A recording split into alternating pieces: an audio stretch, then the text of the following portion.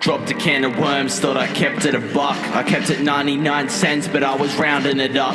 Told you all how I felt and was made to feel like a cunt. So let's get to a few things that I forgot to discuss. My little brother Jesse, I don't call him enough. I'm a shitty big brother, hope he's ignoring this stuff. I remember when I was young and my idol was Jim, but I refuse to see that same look in the eyes of this kid. Cause I don't want to be a role model to him. I'm not a teacher like a role model is. Teach you to suffocate your lung or down a bottle of piss and show you what a life looks like that I don't want you to live. I'm a little brother too. I know the feeling's hella cool. Your brother is your idol, so you put him on a pedestal. Become a big brother and just work to be a better you. Then all you see is another fucking roadblock ahead of you. Wish that I could say that I was there for you fully. Kinda hope you get picked on so I can bury your bullies. Maybe that's my way to make up for not being around. Ignore all of this bullshit, I'm just overthinking out loud.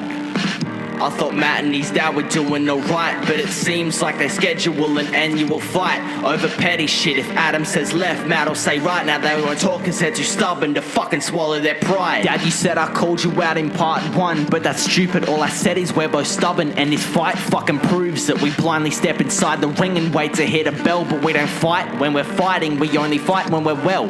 I push those that I love away, that's the person I am. Now I feel like I'm a burden, life ain't working to plan.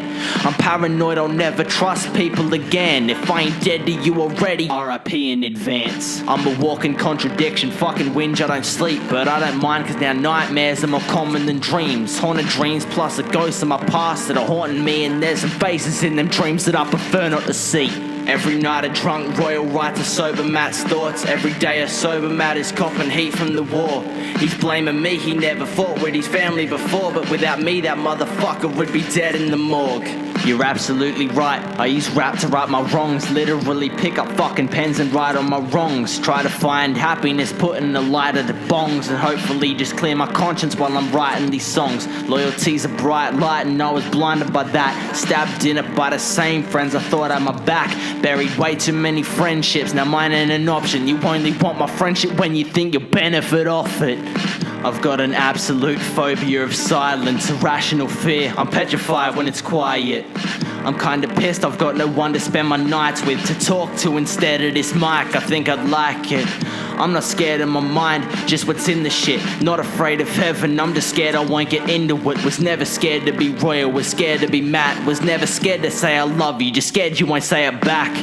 Another bottle, my liver cries, he loves it. Plan to build a wall around myself just like Trump is. On the park bench telling better stories than Gump did. I'm not a smart man, but I know what a lost love is. Plus getting out of bed's a mission in itself. I'm my biggest obstacle, fucking tripping myself. Hit my head but never addressed how hard that I fell out of love, and that's the worst my fucking heart ever felt.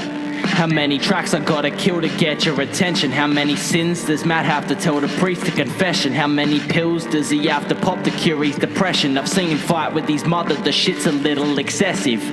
I seen her heart break, now I'm hearing Penny cry. I always clown my mum, but I know Penny's wise. She thinks I hate her cause we're always in these petty fights, but I will probably kill myself the same day that Penny dies. The black sheep, I should be used to it now. Or mum sees as an alcoholic blacked out on a couch. I've never seen it in her eyes, so I'm wondering how a mother looks at a child when she's actually proud. By the way, I ain't saying sorry for shit that I said in part 1, cause it was all the truth in my head.